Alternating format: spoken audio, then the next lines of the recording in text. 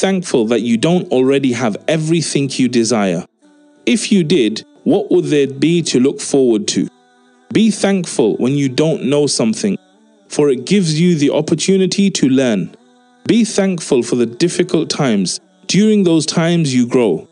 Be thankful for your limitations. They give you opportunities for improvement. Be thankful for each new challenge, which will build your strength and character. Be thankful for your mistakes. They will teach you valuable lessons. Be thankful when you're tired and weary, because it means you've given your all.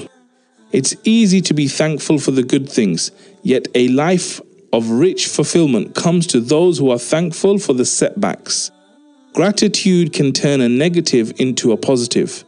Find a way to be thankful for your troubles, and they can become your blessings. Say Alhumdulillah.